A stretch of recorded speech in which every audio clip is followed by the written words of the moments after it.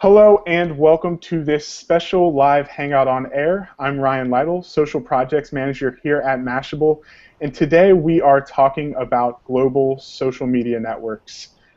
We are just a few days away from Mashable's 5th annual Social Media Day, which is a global celebration about the digital revolution and the growth of social media overall. This is a time when thousands of people come together in hundreds of events around the world on June 30th, a few before, a few after, to talk about these, have conversations, and to really kind of spread the word of the growth of social media. In previous years, and last year, we hosted a hangout with meetup organizers around the world to talk about social media. And a lot of times these conversations really skew toward Facebook and Twitter and LinkedIn, and rightly so. These are large networks with a lot of power and a lot of ability to reach individuals. But we also kind of overlook at times a lot of the other major global networks out there. And so that's what we're going to be talking about today. And we're very, very thankful we worked with Hootsuite to put this event together. And so we're joined by some great individuals who I'm going to allow to introduce themselves now. So I'm going to start with Crystal, who joins us today from Singapore. Hi, Crystal. Hi, Ryan. Thanks for having me. So I will start with a little bit background about myself. So I actually originally from Shanghai, and then I moved to Vancouver for school, and then I stayed there to work. And I joined Hootsuite about 1.5 years ago. And then previously, before joining Hootsuite, I was helping the organizations mostly in North America to strategize their social media strategies to enter Chinese market. So mostly I will be talking about Sina Weibo and WeChat and let you know what is all these Chinese social media about and what is like the Great Firewall, which we also called like government censorship.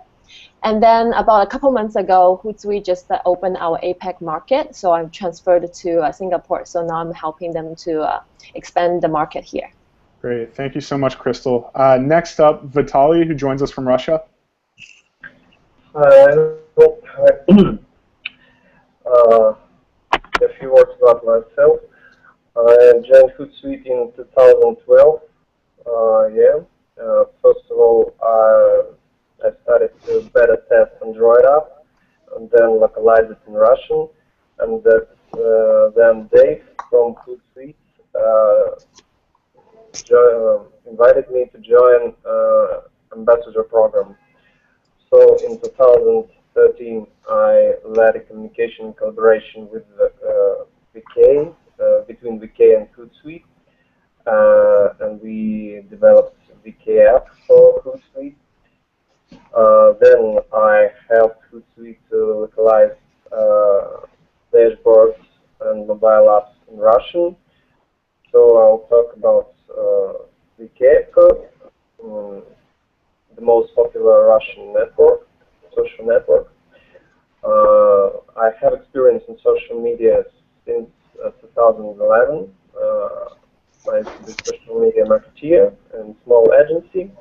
Now I'm head of Works portal and special project department in the Good City administration, helping to construct communications, online communications between citizens and local government. Great. Thank you, Vitaly. And finally, Yan, who joins us from France. How are you, Yan? Hi, Ryan. I'm glad to be here with you today. So my name's Jan Guvenek. I'm the CEO and founder of Visionary Marketing. I'm actually a partner of Hootsuite, and I used to be one of their clients. I have, almost 20 years experience in the web market in the UK, France, the US, anywhere. And now set up this company after more than 10 years spent as a digital director, social media director as well since 2008, was a member of Social Media Business Council as well in the US. Great, thank you, Yan. And actually, Marcus is joining us from Germany. Marcus, can you hear us? Yeah, thank you. Hi. Okay, Marcus, the perfect timing. So Marcus joins us from Germany. Marcus, can you tell us a little background about yourself? Hi, yes, thanks. I'm with the IT industry since 23 years now, something like this. And since 2003 with social networks on a professional matter as a consultant, especially business developer for companies like Xing or LinkedIn. And we are doing business as a strategic consultancy and service company for big industries like Mercedes here in Germany or Bosch or somebody else in this. Great, thank you, Marcus. So, like everyone said, we're going to be talking about some of these networks. So we're going to be talking about WeChat and Sina Weibo. We're going to be talking about VK, Sing, and Viadio. So, Yan, I do want to start with you. Can you tell us a little bit about Viadio and what our audience should know about this network? Sure. Viadio is actually a very old social network. I mean, professional social network.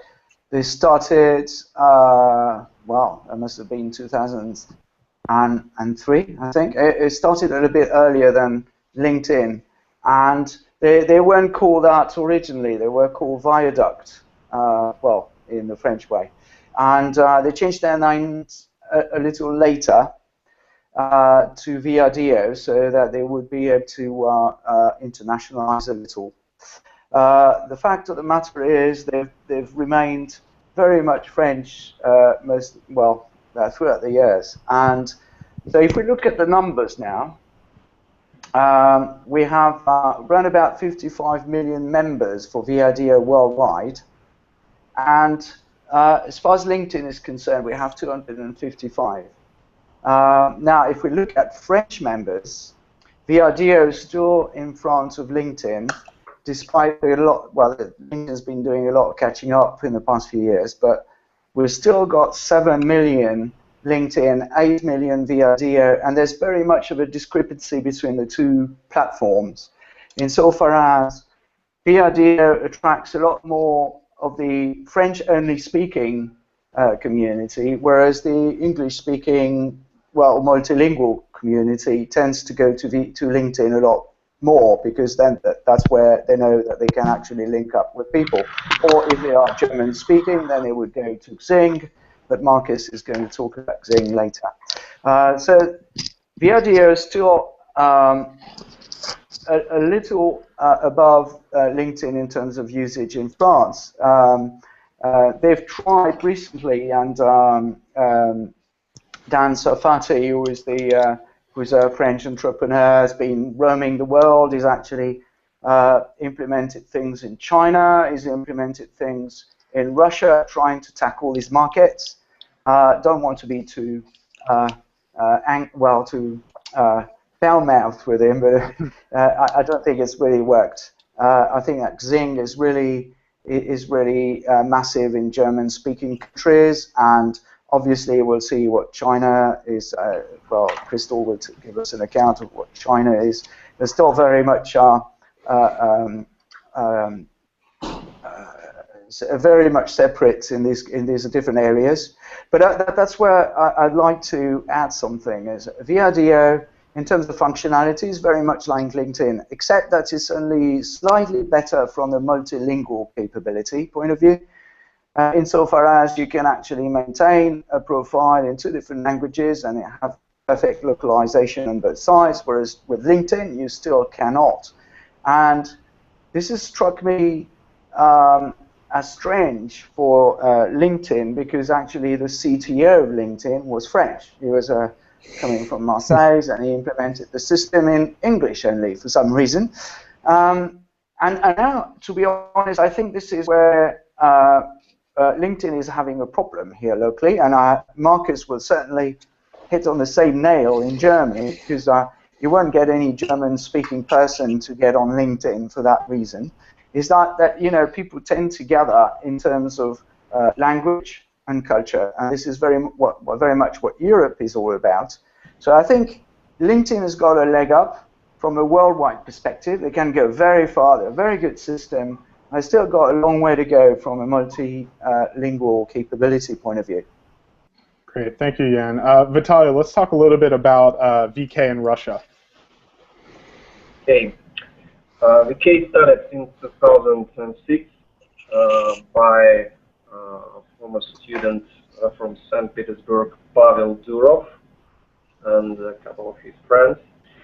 Actually, they say VK was copied from Facebook, but not so. VK is all about entertainment. It's now the second popular website in Russia, in Russian-speaking. I'd say among Russian speakers all around the world. In Russia, it's number 2. The first is local search engine Yandex. So VK is popular in Ukraine, Belarus, Kazakhstan, also in Europe. It's called the number 2 largest social network in Europe after Facebook. So, as I said, VK is all about entertainment. You go to Twitter for trending topics, you go to Facebook to discuss them, and you go to VK to watch Game of Thrones final episode. So the VK is the only network that allows share videos, even movies, audio files, so you can create your own playlist, select albums. So many musicians have their public pages on VK, like Linkin Park. Recently, Marilyn Manson joined VK.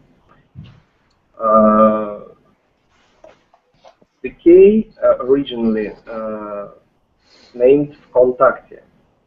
So literally, it means in touch, stay in touch. So VK is all about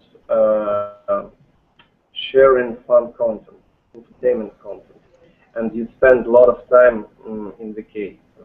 VK is like internet inside internet. You won't leave VK for something else.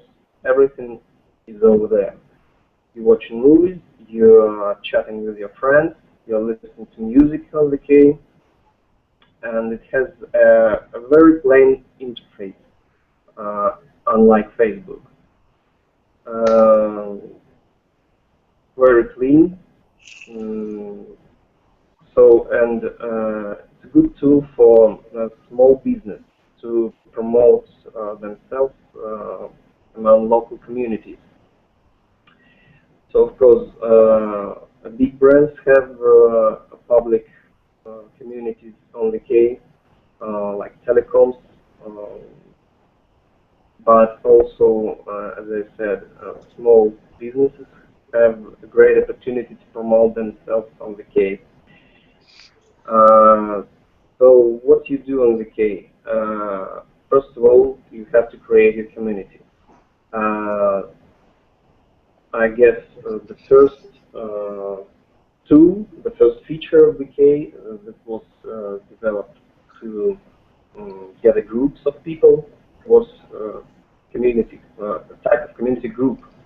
Then public pages appeared. Actually, they differ not so much. Events, public pages, and groups are called communities on VK, and they have the same interface. There's little difference. So VK have hashtags. VK have reposts, like retweets on Twitter, even photo filters like on Instagram.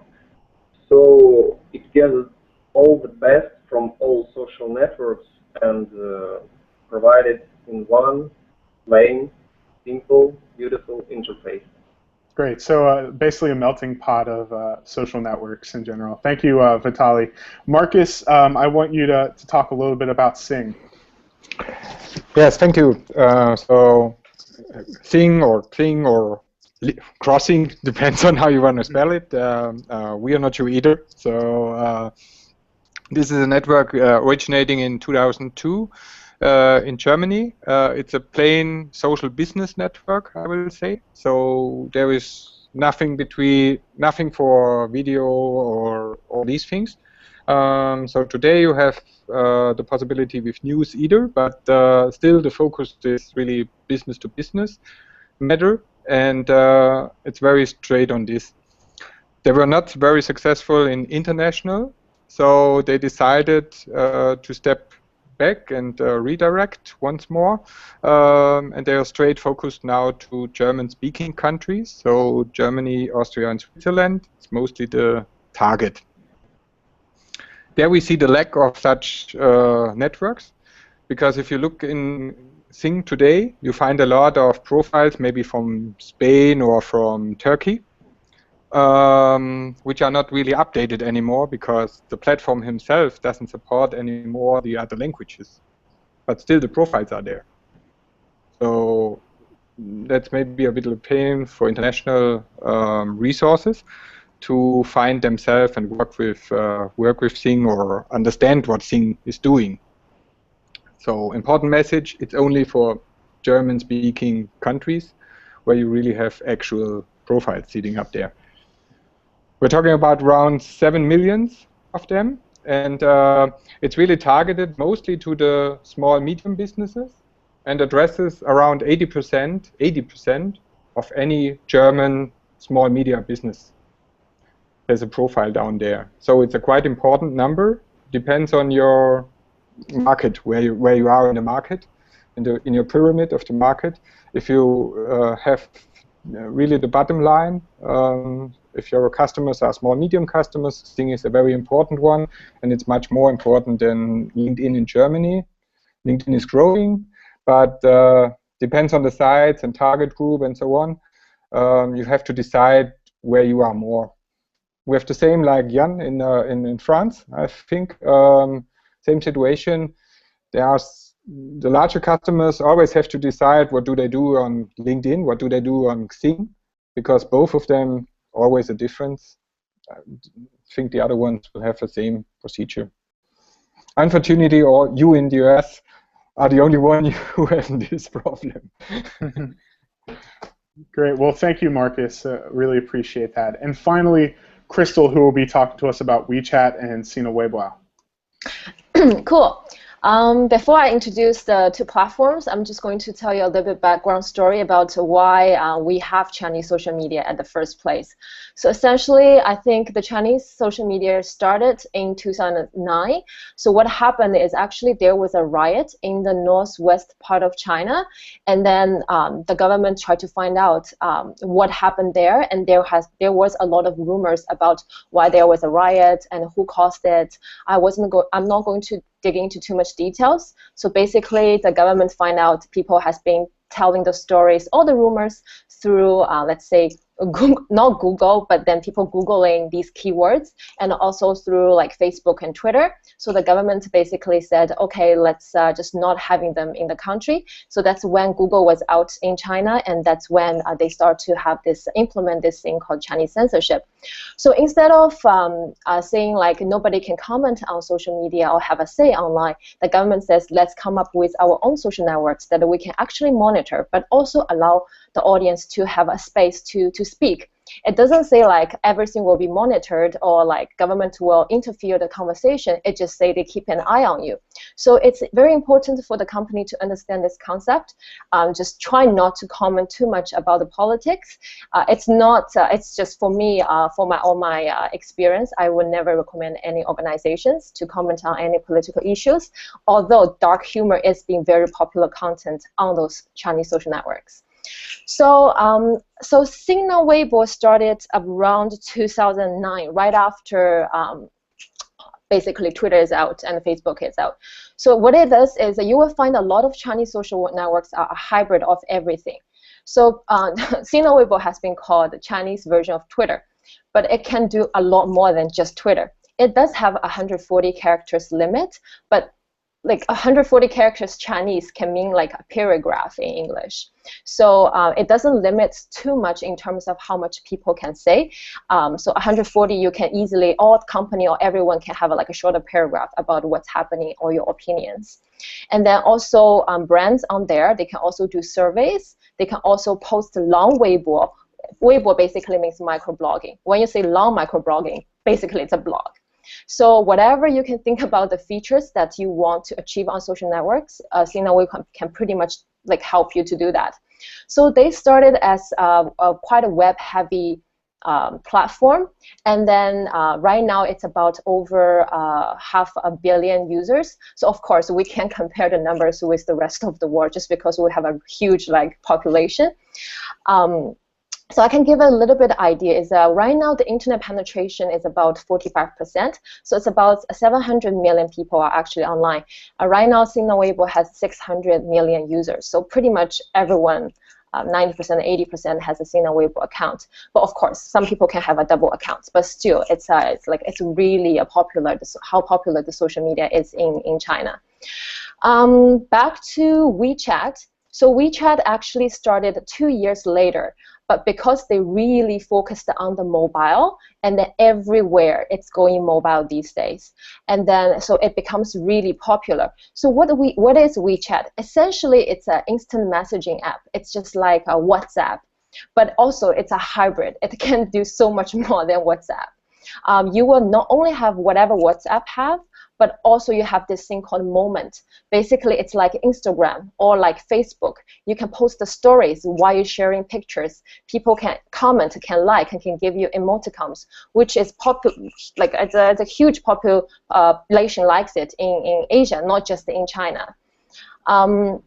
Also, they have those OkCupid function, which people can just shake their phones and they can meet random strangers in a bar or in a restaurant. So sometimes people meet in that way. And then and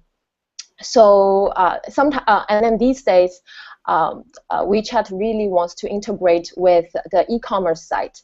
So basically, you can have this barcode function. So when you have a QR code, you can use your WeChat to scan it, and then you will be able to tell you how much this, let's say, wine is going to cost in their e-commerce store. You know, sometimes I find out a good wine, it costs me $100, and then I go on e-commerce store, I find it's only cost me $70. So what I'm going to do, I'm just going to order online directly. So things like that. So so basically, Signal Weibo is more a broadcasting platform for the companies, just to share the information transparent with their audience, versus WeChat, because it's mobile, it's more private, so people can set up those, let's say, WhatsApp groups. They can target certain customers directly, and it's more private. However, the message definitely needs to be more customized. It has to be relevant. It can be a very general broadcast message.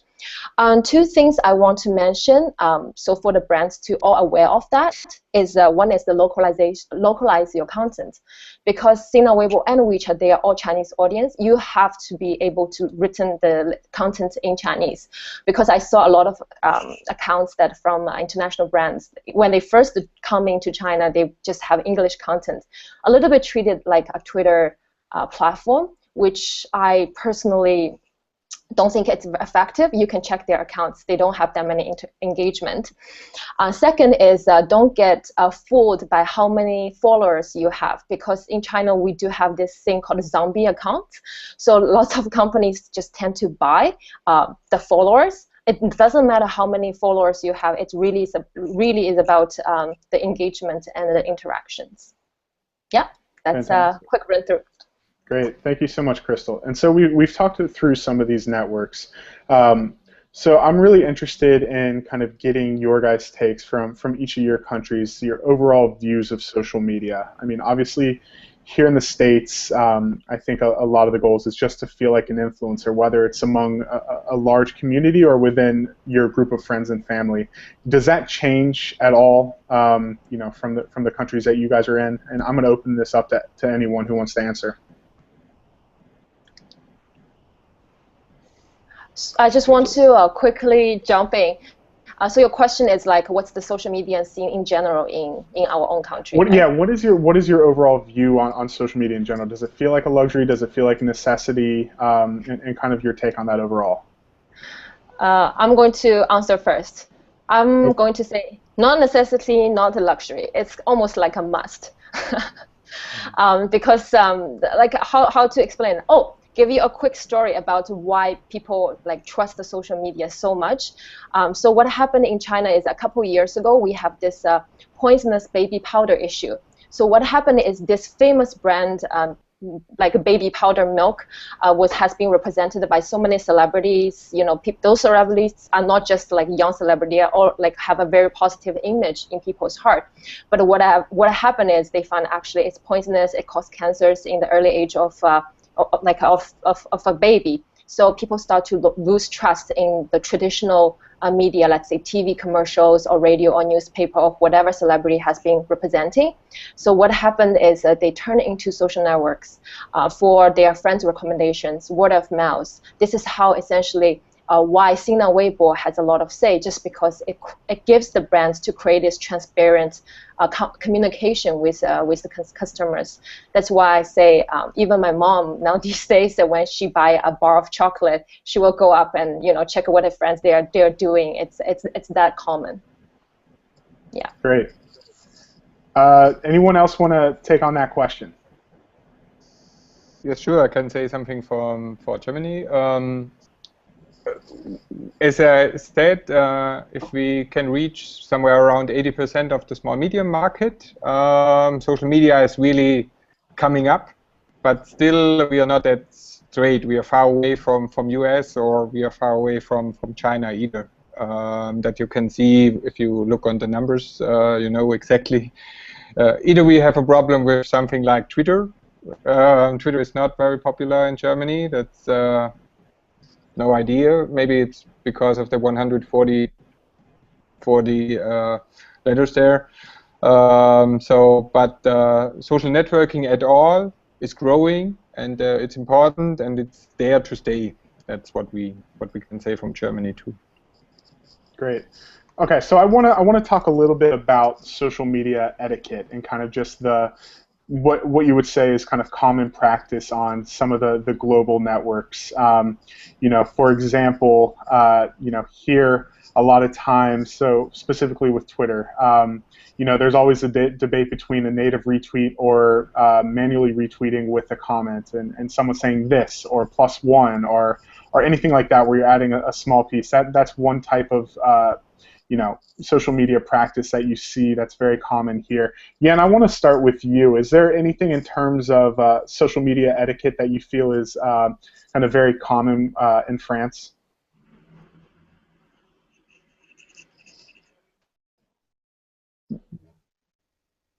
Yeah, and I think you're muted. Sorry, Can you hear us okay? I'm muted, sorry. Yeah. Yeah, so I didn't answer your question about what social media was like in France. It's a bit like middle of the road in France, as always. We have some very, very, well, professional people, very, very good web professionals. Then we have the rest of the pack is trying to follow up in their footsteps, but it's not always working. So we're sort of middle of the road. So Facebook is, for instance, close to 30 million users, for instance.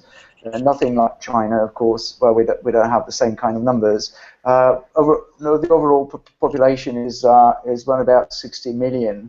So I would tend to say Facebook is pretty much used. It's nothing compared to what it is in the UK.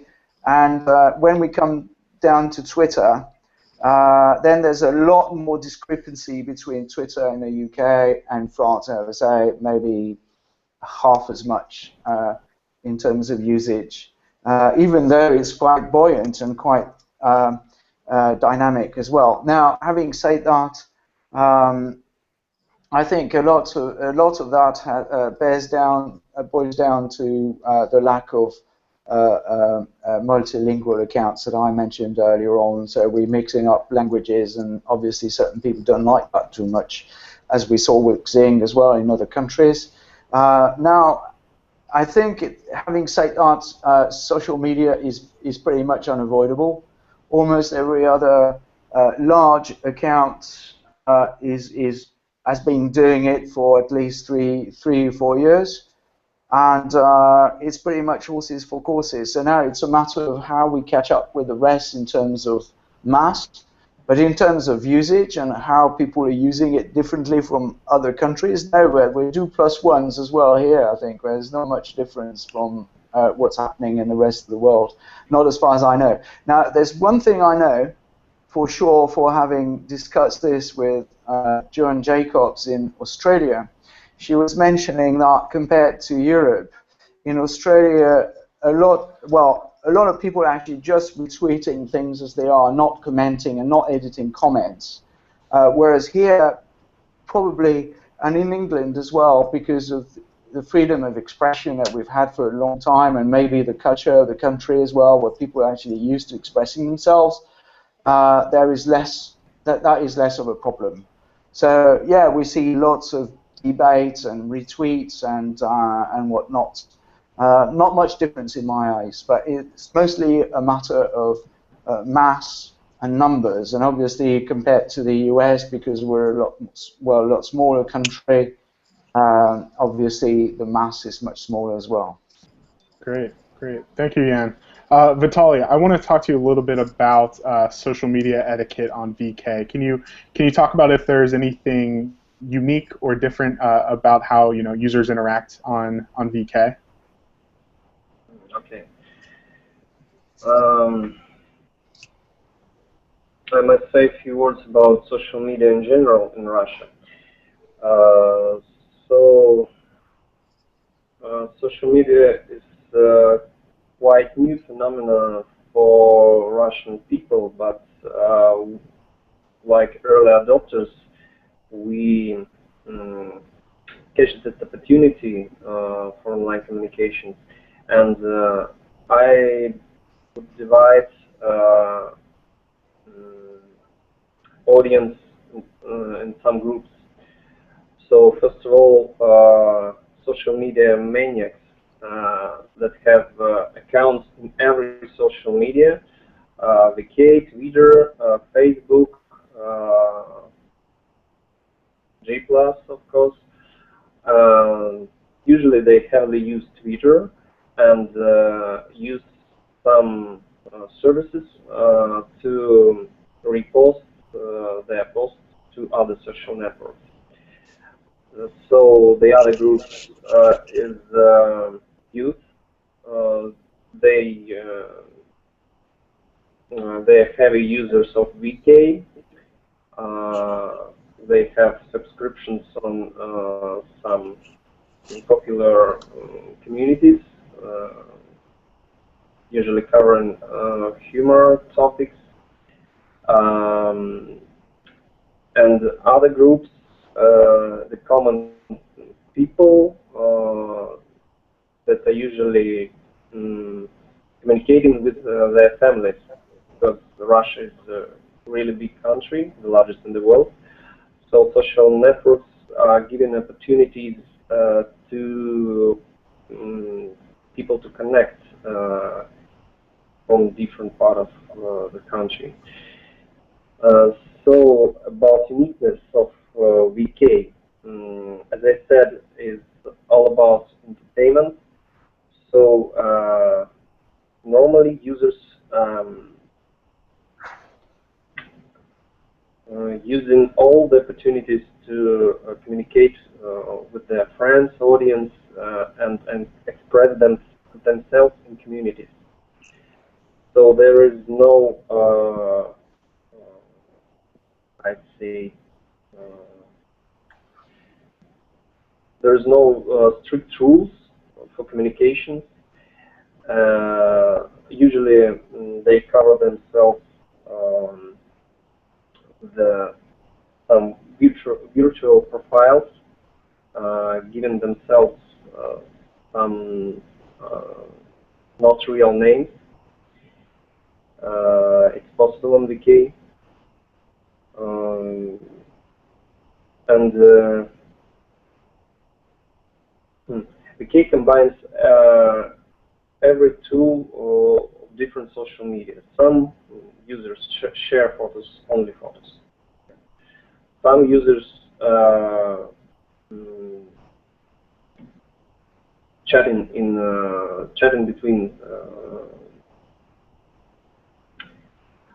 with their friends and families, and some users are listening to music, just music, and not at all. So the only social network among the most popular, I say, that allows to create your own playlist and to entertain yourself, allowing you to create some kind of radio channels. And of course, there's another group that uses VK as the movie theater, online movie theater. You can find a lot of movies on VK. Some of them are not legal, of course, but I didn't say that. So it's about VK in a few words.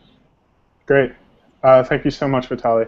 And finally, Crystal, I want to throw it to you about some of the etiquette, social media etiquette that you see on WeChat and Sina Weibo. Okay, I will. Last year we interviewed a singer that has been really popular in both China and in let's say North America. So she was actually really social savvy as well. So our question is, what do you find was like the different audience like engage with you online? So basically, her words were, Chinese audience are way more chatty. Because they can comment on everything, your hairstyle. If she take a picture of, oh, here's my backstage of this concert, instead of people saying like, oh, what is this concert and how many audience, like ask general questions, people will be like, oh, your hair looks really nice, your lipstick. It's like everybody is like commenting on the details. People just being chatty. It doesn't matter if you engage with them or not. Once the content is good and they love the brand or love this person, they will just have a lot of engagement. This is what you can expect. Versus on the, I feel like she was telling us on the North American side, people are more polite, and then people are asking more like general questions, and you do need to have like a little bit extra engagement to engage with them, and then they will give you some like more content basically. So this is actually true. So this is what I find when I was in North America, when I checked like about the Chinese social networks. Once our content, let's say, give you a quick example. Hootsuite just had this Game of Thrones video. I don't know if you guys have seen it before. So Hootsuite. So for me, I was managing their Hootsuite Sina Weibo account. So I didn't personally post it on our official account, but some of the fans found this really interesting, so they posted it on their account and got viral as well. So it doesn't really matter how much engagement. Like it really matters is the content itself, if it's relevant to the market and if it's their interests. And then on the WeChat side, one thing the brand needs to consider is the privacy laws. So what happens is because we have so many like WhatsApp groups, who we call WeChat groups, lots of brands tend to publish a lot of content and push out to the to our side, the user side. So what WeChat has come across some regulations to actually limit how many posts a company can post to the public group per month. So you will sometimes have you only allowed to share one post per month. So this is actually the WeChat's way to make sure that all your contents are gold. You don't share like random broadcasting messages to everyone. Yeah. Great. Thank you so much. And we have about 10 minutes left, and I want to get to the most important question, and that's looking forward. And I'm really interested in getting all four of your takes on what you see as the future of social media in each of your countries. And I'll start off as an example. And here in the United States, I'm really interested in kind of seeing the future of some of the niche social networks. So, I mean, we've seen the growth of Secret this year, the growth of Whisper, and some of these anonymous messaging social networks, and then obviously Snapchat, and you have messages that technically are supposed to delete forever after a given amount of time, and seeing the growth of that, and then seeing a 10-year-old social network like Facebook, who has created kind of a Snapchat competitor called Slingshot. It's really going to be interesting to kind of see that growth, and I think it's a really cool place and a really cool time to watch these smaller, niche networks that kind of achieve one goal and see the growth there. So, Marcus, I want to start with you and get some, quickly get some of your thoughts on what you think the future of social media is going to be in Germany. Yes, thank you. Not so sure. We are, as we said, we are a bit behind this whole things.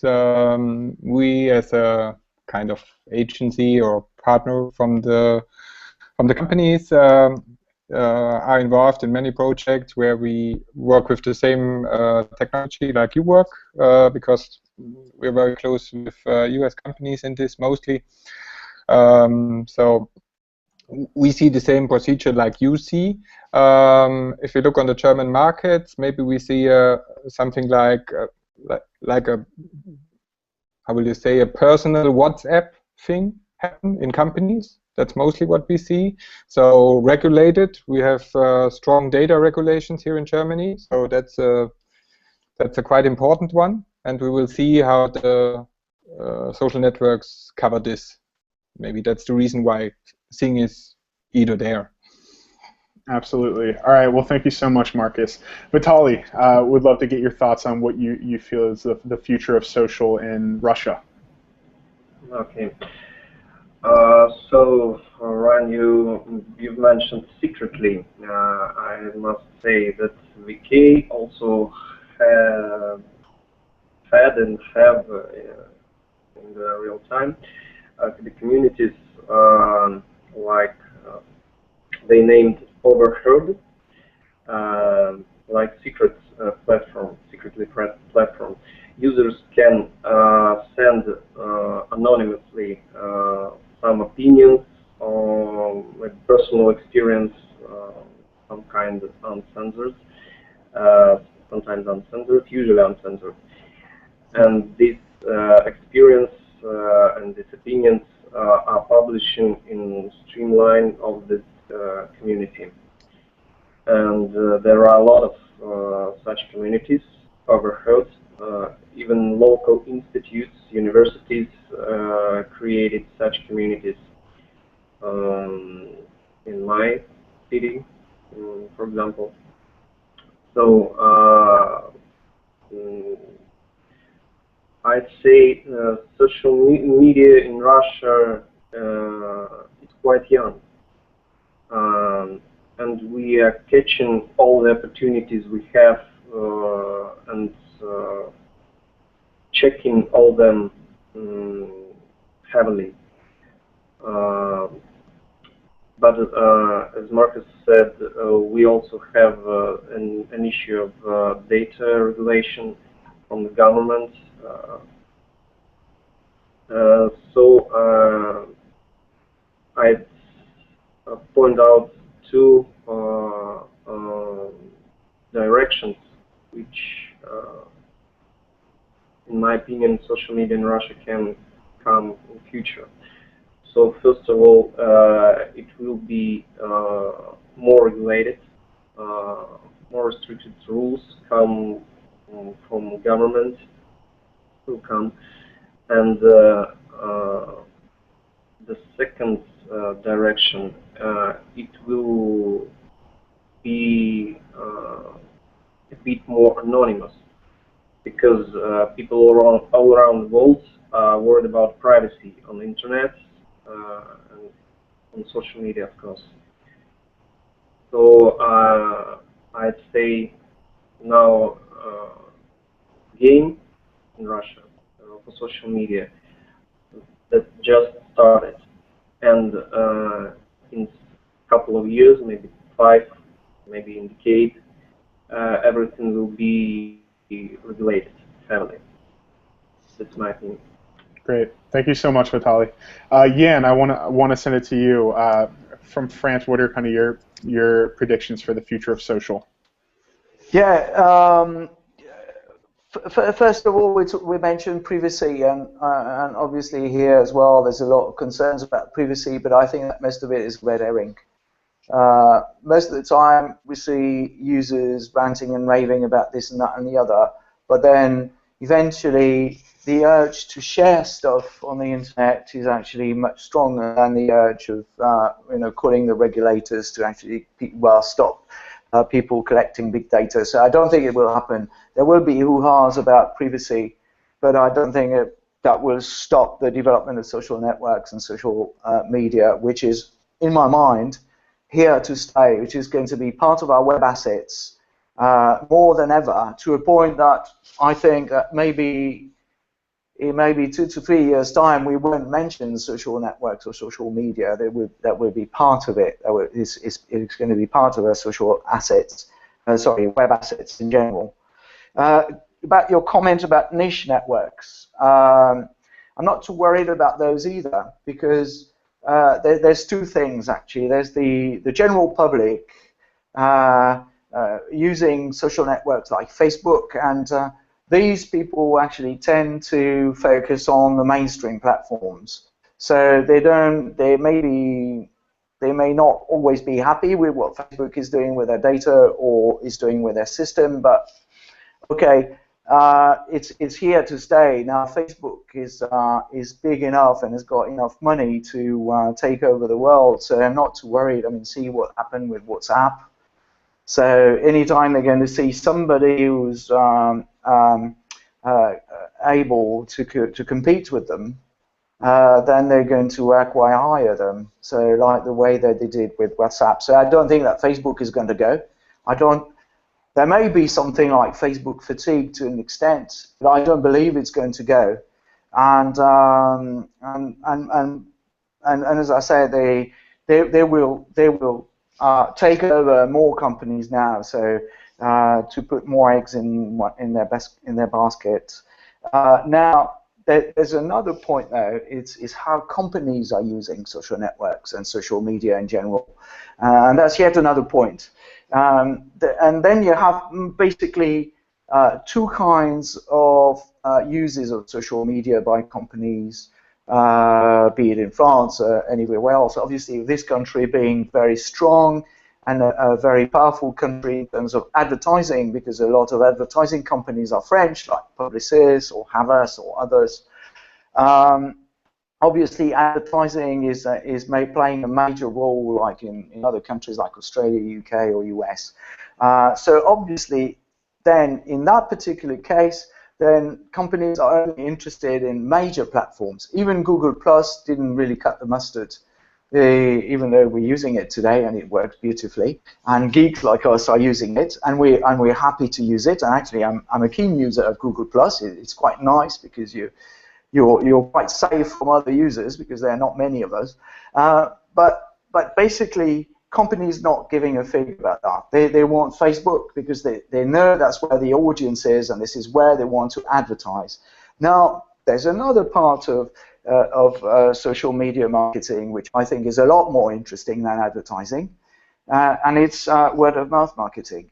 And in that particular case, I think at the moment, what matters in word-of-mouth marketing, of course, is how you can build a community and spread some content around amongst people within a community. And obviously, once you've built this community, then you're very strong in that platform, and you don't want to go somewhere else. And then the incentive for you to go somewhere else is much lower.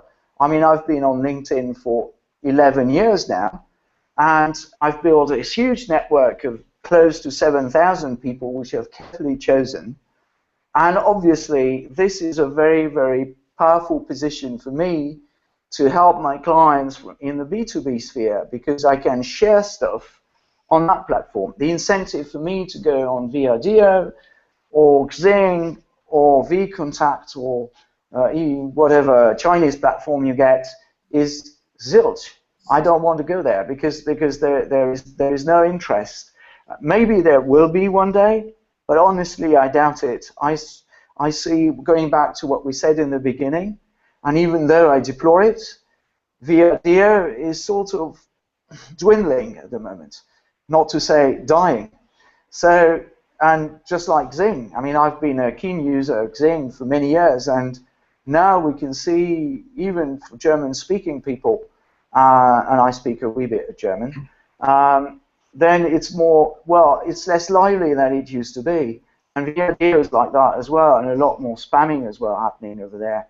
Whereas on LinkedIn, okay, there's a lot more. So I would say these major platforms have got a long way to go. And, well, I mean, it's a bit like anything in this world. I mean, you have the Coca-Colas of this world and you have the challengers, but Coca-Cola is everywhere. And it's been everywhere for 100 or more years, and it's going to be here again for another 100 years at least. So I think LinkedIn, they've got a leg up in that game. Twitter and Facebook, they've got a leg up in that game. Whether Chinese government-owned systems will challenge Twitter and Facebook, well, I wouldn't bet a penny on that either. So, no, I think it's here to stay. These major platforms have really settled now. They're all, most of them are close to or even more than 10 years old. So they're here to stay. Now we are no more in a period where social media is something new. It's part of, as I said, word-of-mouth marketing and advertising on the other hand. I don't like too much advertising, so I'm more in favor of word-of-mouth marketing. But I think these two guys are here to stay, mostly word-of-mouth marketing because it's been here forever, so it will always be here. And we've still got a long way to go.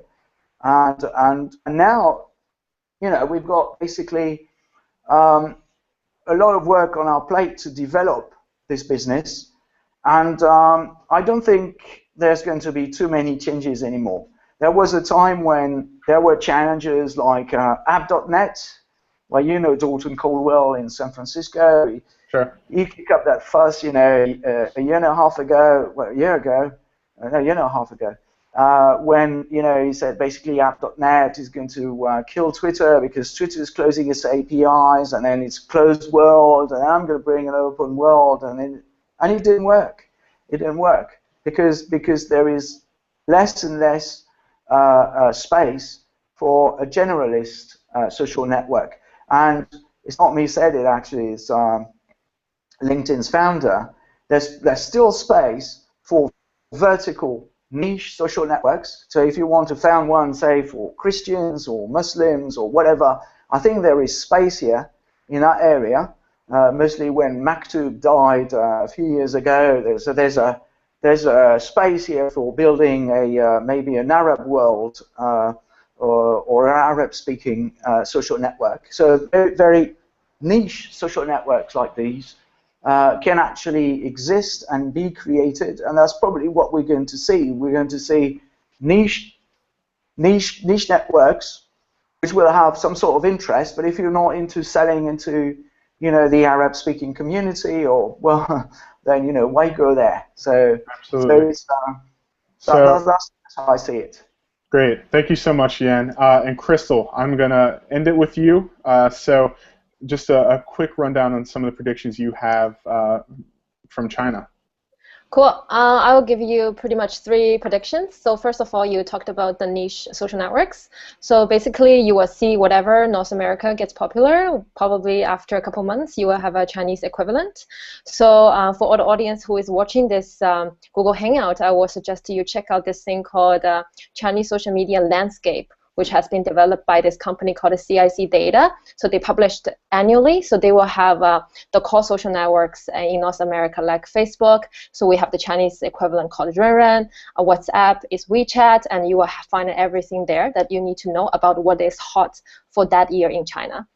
Second is, so at Hootsuite, we actually integrated the Sina Weibo, and we started, once we expanded to APAC market, we start to have a lot of question about what's your functionalities of Sina Weibo, do you guys have WeChat? So like, apparently the international market is interested, but vice versa. Chinese social networks wants to go to international market as well. So you will see later on, maybe everyone here in this panel will have a WeChat account. Later on, it's not going to be Google Hangout. It will be some kind of WeChat audio messaging. Of course, I'm not saying it's going to take over Google+, but it's a possibility that the WeChat is trying to take over the rest of the world, just because they also have the money and the ability to do that. The third one, which is going to be interesting, it's called social media monetization. So in China, we have this huge population in rural country. It's about like 52% is in urban, 48% is in rural. So what these social networks has been doing is they target those rural audience by using gaming. So for example, if you're migrant workers, you come to a big city, you your life is pretty much repetitive, and usually in their leisure time, they want to find a way to get away with all these real world. They like to be on the virtual world. This is actually what I used to read from our research. So they tend to play these very simple games. So what these social network did is they actually start to charge money in terms of, like, you guys, if you guys play games, they always charge you money in different levels or give you different costumes, weapons. So this is how they kind of try to market or monetize on the rural market. So on the urban market, people like something like called Groupon, like group buying, e-commerce. So you will find Alibaba, which is one of the biggest Chinese e-commerce site, has been invested in social media site, Sina Weibo, taking 18% stake of that company. So just to tear up, remember I was saying this story said Chinese people start to lose confidence of the traditional marketing tools. So this is why the e-commerce coming in, they said, okay, you guys are trusting word of mouth, I'm giving you that. Invest in social media. So come, like, they will, like, for example, if you like this type of chocolate, my mom just needs to click on this link. It takes her to the e-commerce site to buy chocolate right away. So this is, the monetization is going to be huge in China in the next couple of years as well. Great, thank you so much, Crystal. And so we are wrapping up now, so I want to give a quick thanks to Yan, Vitaly, Marcus, and Crystal for joining us today, and also a big thanks to Hootsuite, who helped put this entire hangout together. Just a reminder, June 30th is the official 5th annual Social Media Day.